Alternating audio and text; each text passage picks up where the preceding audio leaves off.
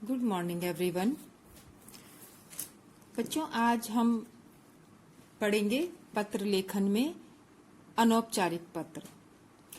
हमने इससे पहले पत्र के प्रकार पढ़े थे कि पत्र कितने प्रकार के होते हैं, कौन कौन से होते हैं, जिसमें हमने ये जाना था कि पत्र दो प्रकार के होते हैं, औपचारिक और अनौपचारिक।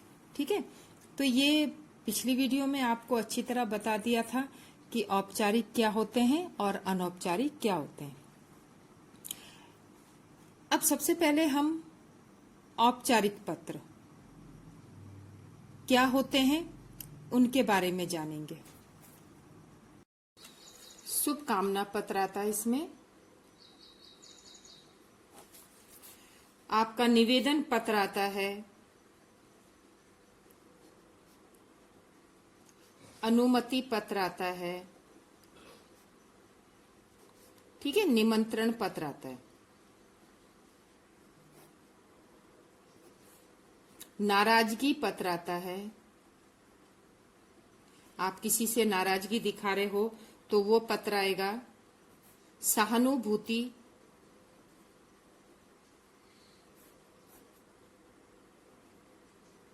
या सांत्वना पत्र। ठीक है, तो हम किसी को बधाई दे रहे हैं, कोई आपका मित्र है, उसने कोई अच्छा कार्य किया है, उसको बधाई देना, कोई अच्छा कार्य करने जा रहा है उसको शुभकामना देना। ठीक है, निवेदन, अनुमति, किसी से किसी कार्य की अनुमति लेना, निमंत्रण पत्र, अपने घर में किसी को निमंत्रण देने के लिए पत्र लिखना। आप किसी दोस्त या रिश्तेदार से नाराज हो तो उसके लिए नाराजगी पत्र लिखना। किसी के साथ कोई घटना हो गई हो, उसको किस तरह से सहानुभूति दिखानी या किस तरह से हमने सांत्वना पत्र लिखना है, ये उसके अंतर्गत आता है। तो इसमें जो है शब्दों की लिमिट नहीं होती है। इसमें आप अपने मन की बात को लिख सकते हो, वो लंबा भी हो सकता है। ठीक है, तो इसमें ऐसा कुछ नहीं है कि जिस तरह से आपने औपचारिक पत्र लिखे इसी तरह से आप अनौपचारिक पत्र लिखोगे। इसमें आप क्या करना है, आपको सबसे पहले आप स्टार्ट करोगे पत्र तो वही होगा कि आप किस जगह से लिख रहे हो। तो आपने इस चीज की आदत डालनी है कि आप जैसे उसको क्लासरूम से लिख रहे हो, परीक्षा भवन, ठीक, परीक्षा भवन से लिख रहे हो। परीक्षा भवन कहाँ है आपका? जहां भी आपका सेंटर पड़ा होगा वहां पर आप परीक्षा भवन, कोई भी काल्पनिक नाम लिख लीजिए। फिर उसके नीचे दिनांक लिखेंगे आप, डेट, ठीक, जो भी है कोई भी डेट का आप लिख के इसके बाद से आप संबोधन बोलना, अपनी बात कहना स्टार्ट कर दोगे। इसके लिए आपको विषय लिखने की जरूरत नहीं है। आप अगर अपने से बड़ों को लिख रहे हो तो शिष्टाचार का प्रयोग करोगे। जैसे अपने पिताजी को लिख रहे हो तो पूज्य पिताजी, आदरणीय, ठीक है, या प्रिय भाई, जो भी है शिष्टाचार के शब्दों का हमने यहाँ पर प्रयोग करना है। और यदि हम अपने मित्रों को लिख रहे हैं तो प्रिय मित्र या जो भी है आप डायरेक्ट नाम से भी उसको स्टार्ट कर सकते हो। और जब आप लेटर समाप्त करोगे अंत में आपने क्या लिखना है, जैसे आप लिखते हो कि आपका पुत्र या आपका भाई, आपका मित्र, जो भी है अपना नाम लिखते हैं, लेकिन उसकी जगह आप क ख ग, जैसे आपका पुत्र, आप अपना रियल नाम नहीं लिखोगे, आप शॉर्ट में इसको क ख ग ये लिख सकते हो। ये कहाँ की बात कर रही हूं मैं, जब आप बोर्ड एग्जाम में लिखोगे। तो अब जब आप अभी से लिखने की प्रैक्टिस करोगे तभी आपको 10th तक ये प्रैक्टिस बनी रहेगी। ठीक है, तो कहीं पर भी आपने अपने स्कूल का नाम या अपना नाम नहीं दिखाना है कि हम किस स्कूल से हैं या हमारा असली नाम क्या है। तो बस इन छोटी छोटी बातों का आपने पत्र में ध्यान रखना है। तो ये जो काम है मैं आपको ये वर्कशीट में दूंगी और आप इसको फिर नोटबुक में कंप्लीट करोगे। Thank you. अब हमने ये सीखा कि पत्र, हमारे अनौपचारिक पत्रों को हम किस किस तरह से लिख सकते हैं। ठीक है, उसमें हमारे कई तरह के टॉपिक आते हैं, शिकायती पत्र आते हैं, हम किसी से शिकायत कर रहे हैं, अपनों से नाराजगी जता रहे हैं या किसी अपने मित्र को बधाई दे रहे हैं, तो उनको हमने किस तरह से लिखना है। तो औपचारिक अनौपचारिक पत्र का प्रारूप क्या होना चाहिए। ठीक है, तो ये पेपर में अगर आप इसका प्रारूप सही तरीके से लिखोगे तो उसमें आपको फुल मार्क्स मिल जाएंगे। तो इसको लिखने का सबसे पहले तरीका होता है कि हम कहाँ से ये पत्र लिख रहे हैं, आप किस जगह रह रहे हो। ठीक है, तो आपने एग्जाम में जो है कोई भी जगह का नाम नहीं लिखना है। अगर पेपर में आपको बताया जाता है कि आप इस जगह से पत्र लिख रहे हो तो आप उस जगह का नाम लिखोगे, नहीं तो आपने क्या लिखना है, सिर्फ लेफ्ट साइड में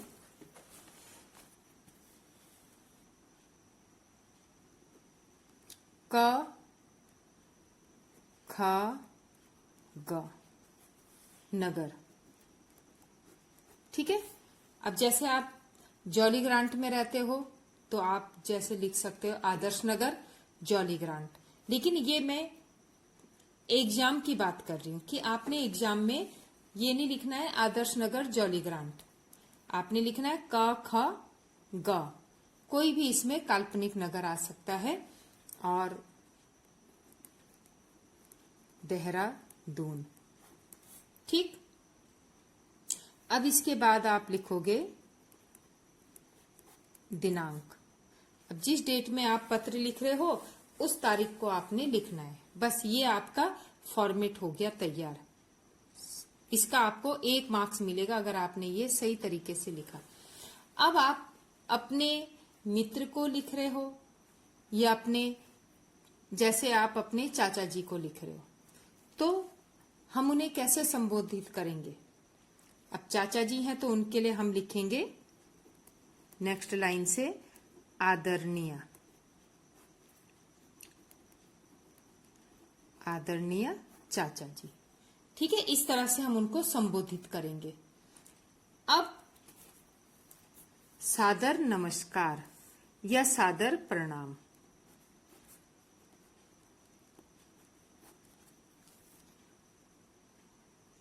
ये हो गया, हमने उनको संबोधित कर दिया। अब हम उनसे अब अपनी बात कहेंगे कि हम क्या कहना चाह रहे हैं। तो जैसे आप बोल सकते हो कि कल ही आपका पत्र मिला। अब उन्होंने पत्र में क्या क्या लिखा था ये तो आपको पता होगा कि भाई कल ही आपका पत्र मिला, वहां से हमें सारे समाचार मिले। ठीक है, और जिसमें पता लगा कि आपकी तबीयत खराब हुई थी, लेकिन अब ये जानकर प्रसन्नता हुई कि आप अब स्वस्थ हो गए हैं। तो इस तरह से हम अपनी पर्सनल बातें जो भी हैं हम उनके साथ शेयर कर सकते हैं।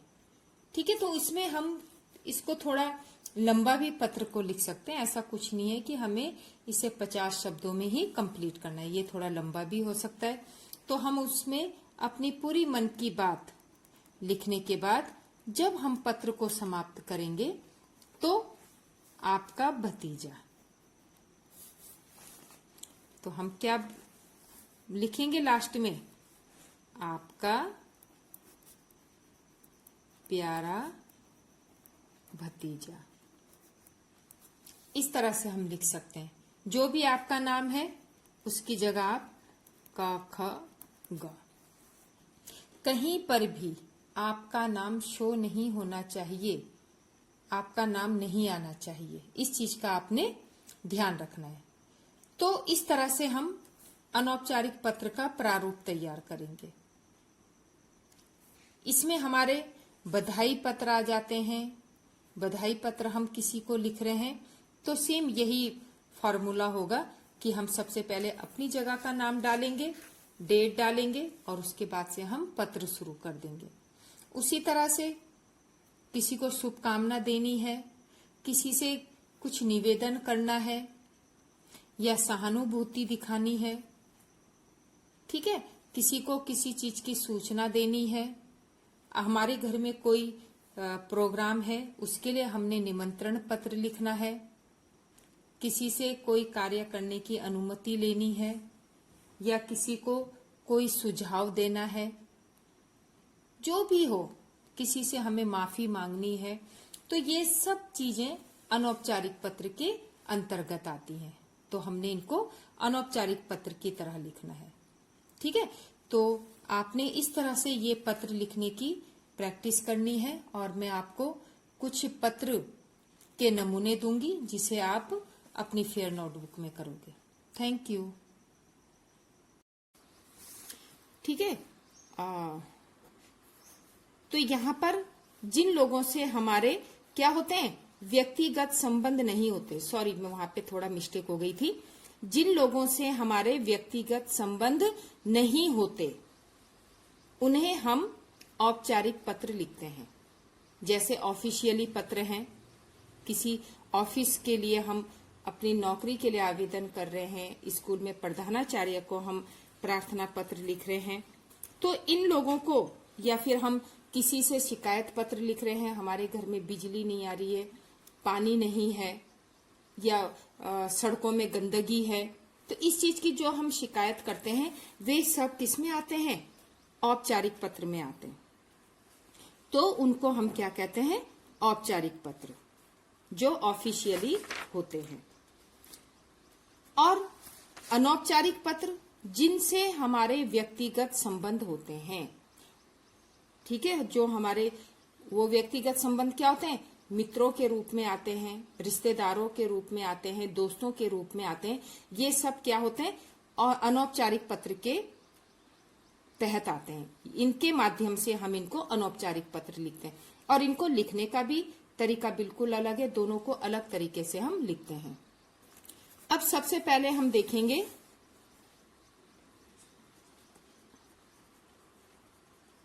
औपचारिक पत्र।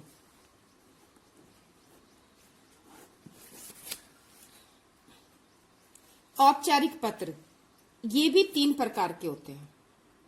ठीक है, औपचारिक पत्र 3 प्रकार के होते हैं। सबसे पहला प्रार्थना पत्र। हमने किसी को प्रार्थना पत्र लिखना है, अपने प्रधानाचार्य को लिखना है, या मुख्य अध्यापक को लिखना है।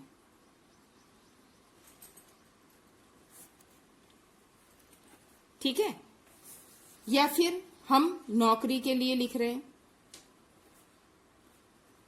नौकरी के लिए आवेदन, तो ये किस में आते हैं, प्रार्थना पत्र में आते हैं। ठीक, जैसे प्रधानाचार्य के लिए लिख लिया, नौकरी के लिए आवेदन लिख लिया, तो ये प्रार्थना पत्र के माध्यम से आते हैं। दूसरा है शिकायती पत्र। शिकायती पत्र, अब इसमें क्या होता है, शिकायती पत्र में कई तरह के विभिन्न सरकारी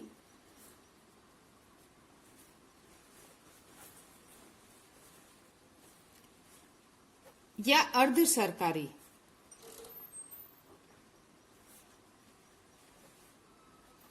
संस्थाओं को, ठीक है, अर्ध सरकारी संस्थाओं को लिखा गया पत्र। उसके बाद दूसरा इसमें आता है संपादक के नाम।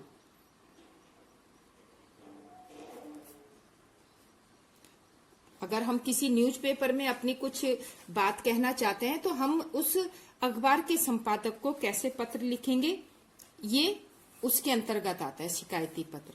अब तीसरा पत्र होता है व्यावसायिक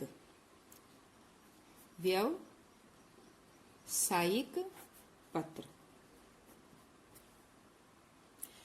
अब व्यावसायिक पत्र क्या होते हैं, जो हम उच्च अधिकारियों को लिखते हैं।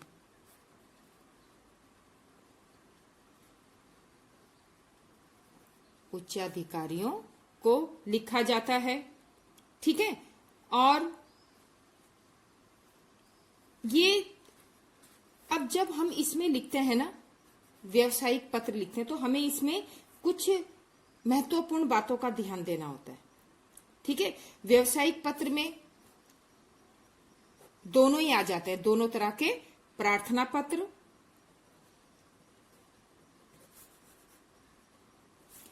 और आवेदन। ठीक है, तो ये व्यवसायिक में आते हैं।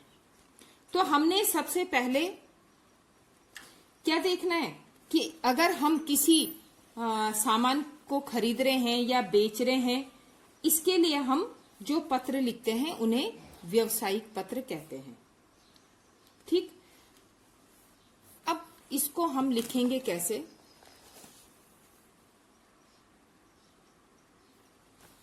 अब ये देखिए, औपचारिक पत्र का नमूना।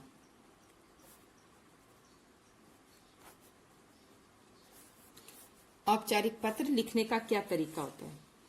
अगर हम, माना एक उदाहरण है कि हम किसे लिख रहे हैं, मुख्य अध्यापक को लिख रहे हैं या प्रधानाचार्य को लिख रहे हैं। ठीक है, प्रधानाचार्य को प्रार्थना पत्र। तो हम क्या करेंगे सबसे पहले? अब देखिए हमें क्या करना है। हम जब, ये सिर्फ एक एग्जाम्पल है, हम घर में बैठे हैं तो हम क्या लिखेंगे? प्रधानाचार्य महोदया। ठीक है, सबसे पहले हम इसको कहां से लिख रहे हैं? परीक्षा भवन से। लेकिन हम क्लास में इस लेटर को लिख रहे हैं तो हम सबसे पहले क्या करेंगे? परीक्षा भवन। ठीक, अब ये परीक्षा भवन कहाँ है आपका? जॉली ग्रांट, कोई भी आप नाम लिख सकते हो। ठीक, अब यहां से स्टार्ट करेंगे हम। प्रधानाचार्य महोदया,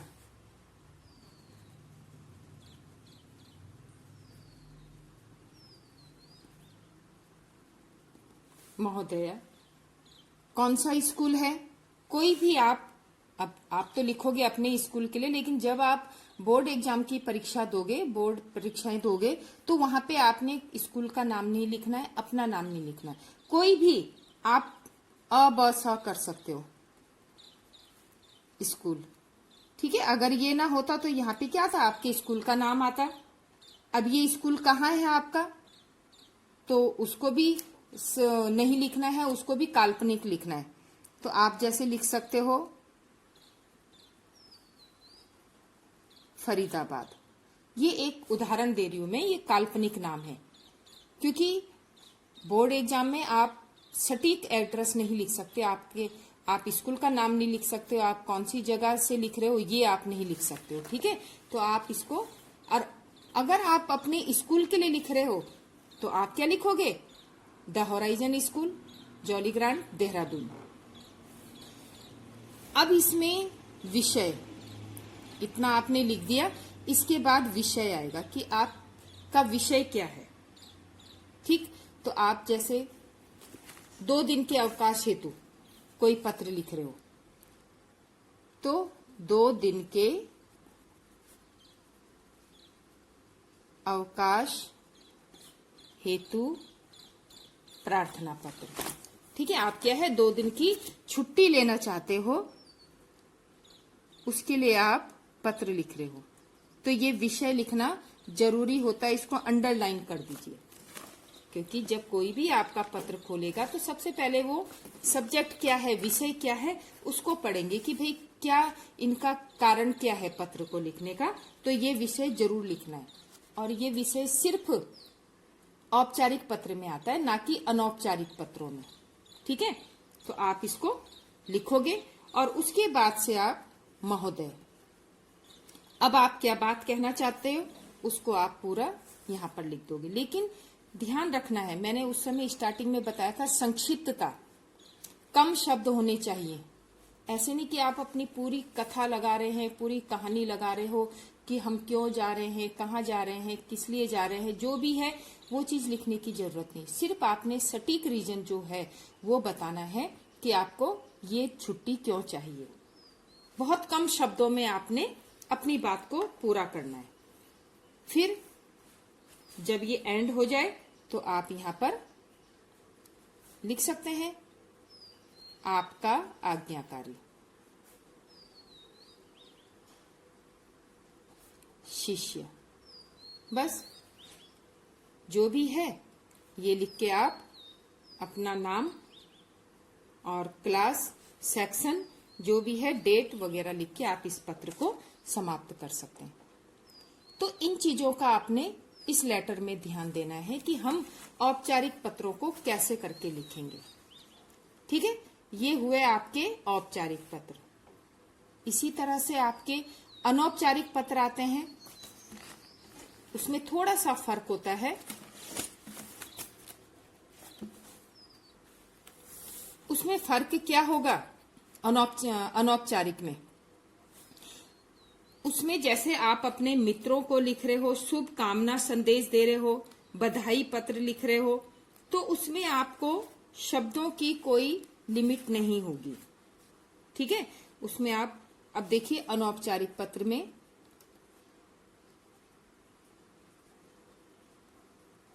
औपचारिक 3 प्रकार के थे। अब अनौपचारिक पत्र, इनमें क्या क्या आता है? बधाई पत्र, ठीक है, शुभकामना, ठीक है, शुभकामना पत्र, निमंत्रण पत्र, इस तरह के मैंने आपको अच्छी तरह से आपको समझा दिया है। अब मैं इसको आपको वर्कशीट में काम करने के लिए दूंगी, जिसे आपने अपनी फेयर नोटबुक में करना है। Thank you.